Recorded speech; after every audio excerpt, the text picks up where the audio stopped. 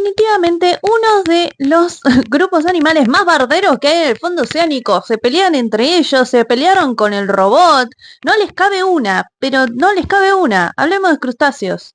Bueno, como saben, este grupo de bichos pertenece al finum artrópoda. Ahí están bien los insectos, las arañas, los escorpiones, los miriápodos y todos esos bichos que se caracterizan por tener un exoesqueleto de quitina. En el caso de su filum, los crustáceos se caracterizan por tener endurecido ese exoesqueleto por carbonato de calcio. De ahí su color blanquecino y sean tan duros.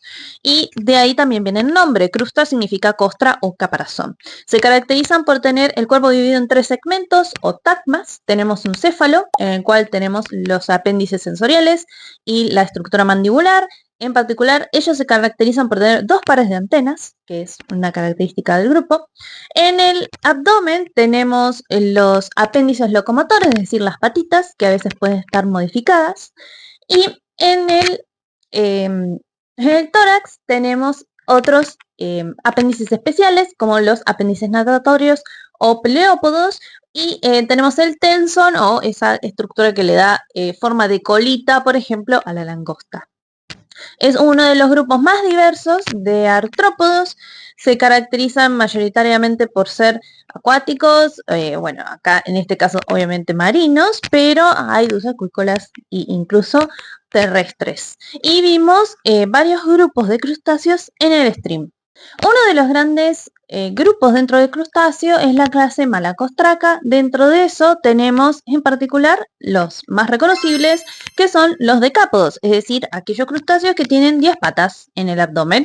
Y justamente los decápodos se caracterizan porque el primer par de patas está modificado en pinzas, que las vimos utilizarlos, ¿no? Lo utilizan para alimentarse, para luchar, para defenderse y manipular objetos si lo requieren. Y en particular vimos, ¿no?, las langostas, la langostilla, que a diferencia de la langosta no es que no tiene el abdomen, sino que lo esconde, o sea, como que lo pliega hacia abajo.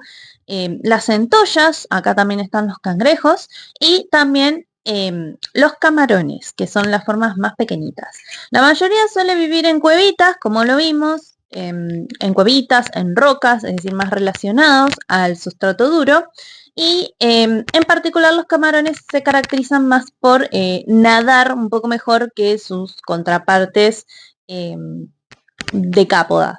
Una de las particulares de esta langosta rosa que pudimos observar y que los científicos también pudieron observar era el cuidado parental que tenían este crustáceo, que no sabían realmente si cuidaban a sus crías o no, y vimos varias veces que incluso las crías están con sus padres hasta que son bastante grandecitos y los protegen en la cueva. Y bueno, vimos a una mamá luchona peleando para defender a sus hijos del rob.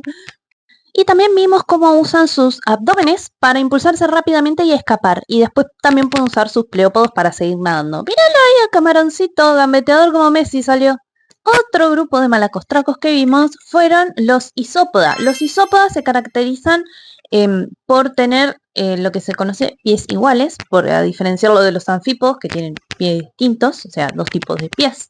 Se caracterizan por tener un par de antenas mucho más desarrollado que el otro casi ni se ve, y tienen el cuerpo comprimido, es decir, como aplanado, aplastado, porque son característicos de los fondos marinos. En particular teníamos a los valvífera, que se llaman así porque las estructuras que están en el abdomen, que son las estructuras que se denominan urópodos, se convierten como se pliegan sobre el mismo abdomen y protegen a las patas natatorias y a las branquias, o sea, como si fuera una válvula, de ahí el nombre, valvífera.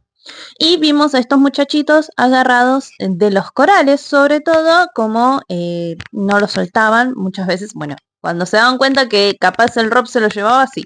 Y después tenemos otra de las familias dentro de los isópodos que es muy bonita para mí, personalmente, que son los cerólidos. Los cerólidos, como pueden ver, son mucho más comprimidos, tienen un formato corporal bien amplio y a mí tienen este look vintage, le digo yo, porque me hacen acordar mucho a los trilobites, o sea, tienen mucho aspecto a artrópodos del Paleozoico, son muy lindos. Y otra de las clases de crustáceos, que es la más distinta dentro de los crustáceos, o una de las más diferentes, son los Tecostraca. Acá están los Percebes, también llamados así, y o cirripedios. Cirro, bueno, significa enrulado, rulo, y pedios hace podos a los pies, es decir, los pies convertidos en cirros, que es justamente lo que vemos ahí, que estas estructuras las utilizan para filtrar. ¿Sí? Estas estructuras curvadas son sus patas transformadas para poder atrapar los detritos y el alimento de la columna de agua. Son de vida sésil, es decir, viven fijos al sustrato, pueden ser pedunculados o no, y se caracterizan por tener unas cubiertas bien protectoras del cuerpo. Y vimos las dos formas, las más grandes, que están todos sobre una pared, conformando más bien fijos a un sustrato rocoso, y las formas más chiquititas, que son epibiontes, justamente como son de vida sésil y necesitan un sustrato rocoso para vivir. En el fondo marino a veces escasean y bueno, muchas veces el sustrato duro te lo da otro animal, así que viven arriba de otros crustáceos. Y al crustáceo no le pasa nada más que estar capaz infestado de muchos cirripedios. No le trae ninguna desventaja, a menos que a veces el epibionte sea más grande que el hospedador en el cual se posa.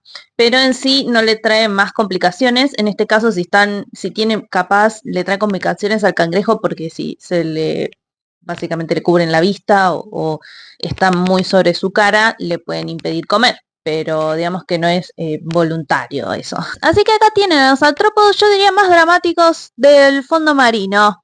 Miren esto. Cine, puro cine esa toma.